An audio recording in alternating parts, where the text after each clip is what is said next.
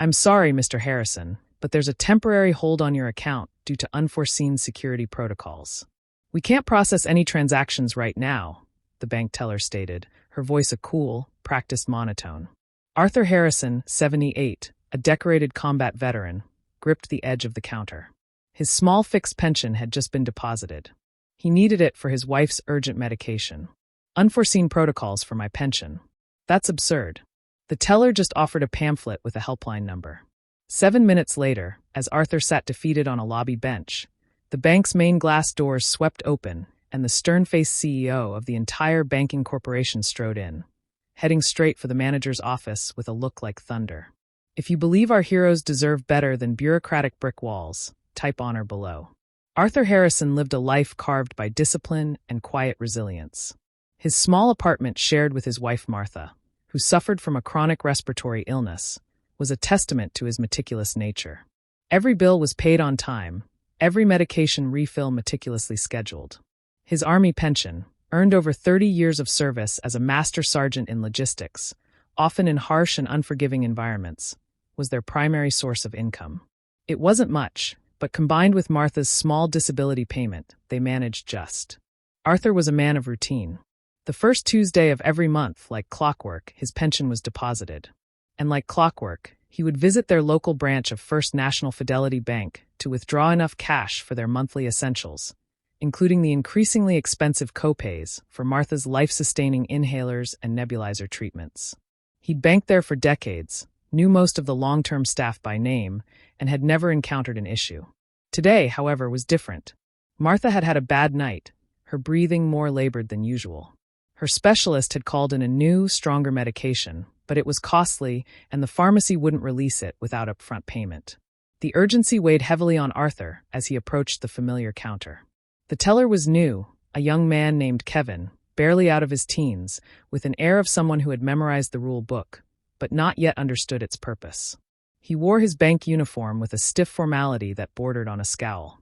"Can I help you?" Kevin asked, his tone flat, eyes already on his computer screen. "Yes, son," Arthur said politely, sliding his bank card and a withdrawal slip across the counter. "Arthur Harrison. I'd like to withdraw $400. Kevin swiped the card, typed, then frowned. He typed again. His frown deepened. There seems to be an issue, Mr. Harrison." "An issue?" Arthur felt a familiar prickle of anxiety. "My pension was deposited this morning. I checked online before I left." "Yes, I see a deposit," Kevin conceded, still staring at his screen. "But the system has placed an automatic administrative hold on the account due to, and I quote, unforeseen security protocols being updated. It means no funds can be withdrawn or transferred until the hold is lifted by our central processing unit." Arthur was stunned. "A hold? But why? There's never been a hold before, and I need that money urgently. My wife is ill. Her medication." Kevin cut him off, reciting from what sounded like a script.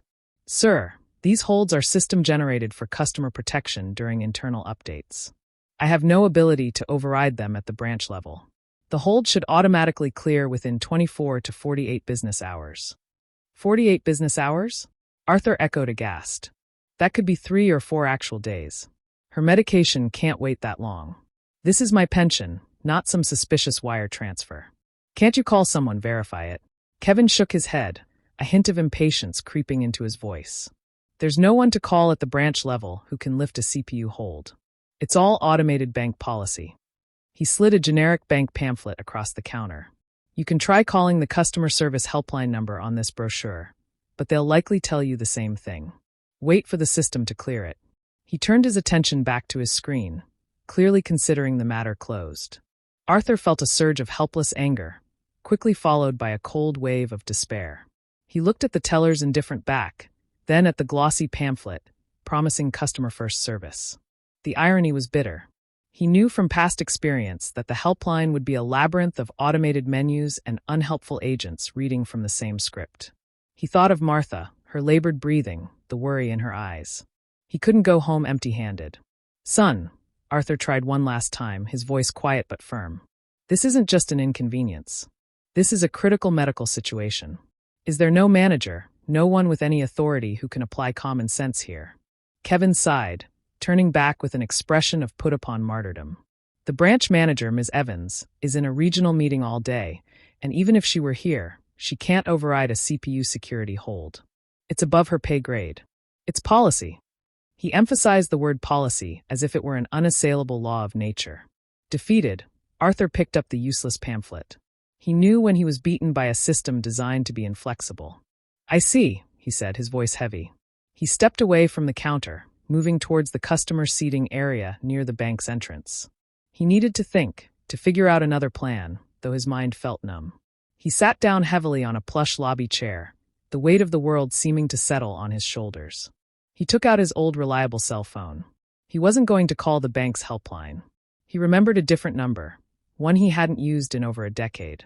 It was a direct line to a very specific person high up in the bank's corporate structure, someone he'd served with briefly during a special assignment liaison with civilian financial institutions during a national emergency exercise. He'd been given the number with the instruction, "Only if it's a true snafu, Harrison. A real system failure that's unjustly harming someone." This felt like that. He found the contact, J. Sterling Corp. HQ Omega Priority. He hesitated for only a moment, then dialed. The call was answered on the first ring, not by an assistant, but by the man himself. Sterling. The voice was crisp, powerful, accustomed to command. "Mr. Sterling, sir, this is Arthur Harrison.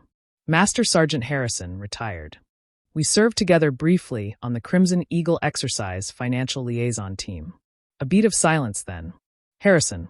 Good God, man. That was 15 years ago. How are you? What can I do for you? You wouldn't be calling this line unless it was serious."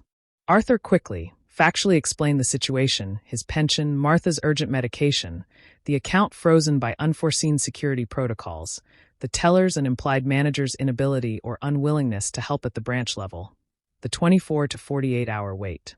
He named the bank branch. As he spoke, he could hear the faint but rapid clicking of a keyboard on Sterling's end. "CPU hold on a verified pension deposit, you say?" Sterling's voice had gone cold. Flinty branch refusing to escalate for a medical emergency involving a veteran. Unacceptable. "Arthur, are you still at that branch?" "Yes, sir. In the lobby. Stay there. Do not move. I'm looking at your account activity remotely right now. This CPU security hold is a misapplied flag, likely from a new software patch rolled out last night without proper testing on pension disbursements. It should never have frozen your funds." Sterling's voice was tight with controlled fury. "I am approximately 7 minutes from that branch by car. I am en route. This will be rectified personally." The line went dead. Arthur sat there stunned by the immediacy and authority of the response. James Sterling wasn't just someone high up. He was, Arthur now vaguely recalled from a business journal Martha used to read, the current CEO of First National Fidelity Bank's entire parent corporation. He had just called the CEO about a teller. He waited, a strange mix of apprehension and relief washing over him. 5 minutes passed, then 6. The bank continued its quiet hum of lunchtime business, tellers serving customers, loan officers in their glass offices. Kevin the teller occasionally glanced over at Arthur with a smug, pitying look, likely assuming the old man was still trying to get through to the frustrating helpline. Precisely 7 minutes after the call ended, the main glass doors of First National Fidelity Bank slid open with an almost theatrical whoosh.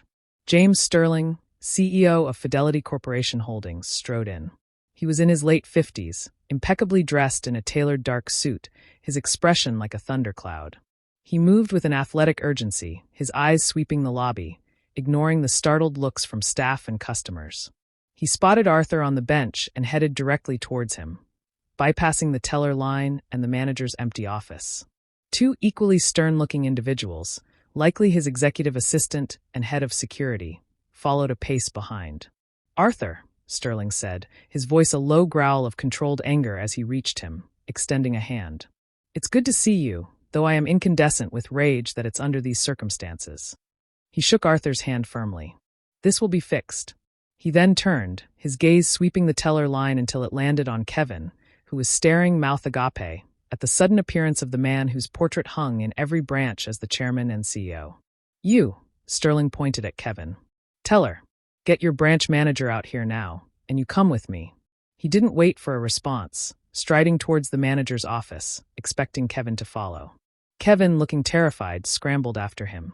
Sterling threw open the door to Ms. Evans' empty office, then turned back to the now crowded lobby entrance where Ms. Evans, the branch manager, was just returning from her lunch, looking confused by the commotion. Ms. Evans, Sterling's voice boomed, cutting through the sudden hush that had fallen over the bank. Your office. Now. And bring Mr. Harrison's account file. Ms. Evans, recognizing the CEO instantly, paled visibly and rushed towards her office, nearly tripping over herself. The entire bank floor seemed to freeze, all activity ceasing as the CEO, the branch manager, and the hapless teller disappeared into the office, with Arthur Harrison quietly invited to join them by Sterling's assistant. Inside the manager's office, the atmosphere was thick with tension. James Sterling did not sit. He stood, radiating displeasure. Miss Evans, teller Kevin, he began, his voice dangerously calm. I have just been informed by Master Sergeant Arthur Harrison, a decorated veteran of this nation and a loyal customer of this bank for over 40 years, that his federally dispersed Army pension was frozen this morning due to a CPU security hold, and he was denied access to funds needed for his wife's critical medication. He was told it would take 24 to 48 business hours to resolve. Is this an accurate summary? Ms. Evans stammered. Mr. Sterling, sir, there was a system flag. Our policy for such holds. Your policy, Sterling interrupted, his voice like ice, is to serve your customers, especially our veterans, with diligence and respect, not to hide behind misapplied automated flags. When a man's wife's health is on the line, your system had a glitch. Your staff had a catastrophic failure of judgment and compassion. He turned to Kevin. Did you make any attempt to escalate this? Did you attempt a manual override verification with our Central Veteran Accounts liaison as per Directive 7 Alpha regarding pension deposits? Kevin shook his head miserably. I didn't know about Directive 7 Alpha, sir. Then you are inadequately trained, Sterling snapped. He looked at Ms. Evans. And you, madam, are inadequately supervising your staff if they are unaware of critical protocols designed to prevent exactly this kind of disgraceful situation. He pulled out his own corporate secure phone, dialed a number, and barked. IT security. Sterling speaking. Lift CPU hold on account ending 4281. Harrison A. Effective immediately. Flag it for priority system diagnostic, and get me a report on why this pension disbursement triggered a false positive. Now. He listened for a second. Good. He hung up. Mr. Harrison, Sterling said, turning to Arthur with a completely changed, respectful demeanor. Your account is now fully accessible. Please let Ms. Evans personally conduct your withdrawal. And as a profound apology from First National Fidelity, the funds for your wife's medication today are on the bank. In fact, he paused, for the next 12 months, all of Mrs. Harrison's medication copays will be covered directly by my office's discretionary fund. It's the absolute least we can do. Arthur was speechless, overwhelmed by the sudden total reversal. Mr. Sterling, I thank you. No, Arthur, Sterling said quietly. Thank you for your service then and for bringing this abysmal failure to my attention now. He then turned back to Ms. Evans and Kevin, his expression once again like granite. As for you two, my head of HR and regional operations will be contacting you before the end of the day. Expect intensive retraining and a thorough review of your suitability for customer-facing roles.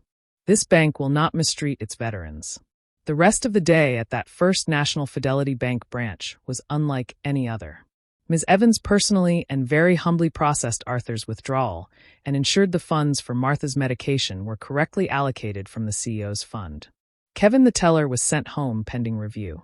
Word of the CEO's dramatic unannounced visit, and the reason for it spread like wildfire through the branch, then the region, then the entire corporation. James Sterling, before leaving, made a brief unannounced address to the remaining branch staff. His message clear. Our systems are there to support our judgment and our service to customers, not replace them. And our veteran customers will be treated with the highest priority and respect always. Failure to do so will have immediate and severe consequences. Arthur Harrison went home, got Martha her new medication, and sat with her in the quiet of their living room, the tension of the morning slowly ebbing away. He felt a quiet sense of vindication, not just for himself, but for all the other ordinary people, the veterans who often struggled against faceless, inflexible systems. Later that week, First National Fidelity Bank launched a new company-wide Veterans Priority Service initiative with dedicated liaison, simplified verification for pension accounts, and mandatory empathy and specialized protocol training for all staff. It was, the internal memo stated, a direct result of a critical learning opportunity. Arthur never saw Kevin the teller again. Ms. Evans was reportedly much more attentive to customer needs thereafter, and James Sterling, the CEO, occasionally called Arthur personally just to check in. Two old soldiers from different battlefields connected by a moment of systemic failure and a subsequent act of decisive leadership. Because sometimes it takes someone at the very top to cut through the red tape and remind everyone that behind every account number is a human being. And some human beings have earned a level of respect that no automated system should ever be allowed to freeze. Subscribe to this channel if you believe that honor and service should always unlock doors, not have them slammed shut by policy.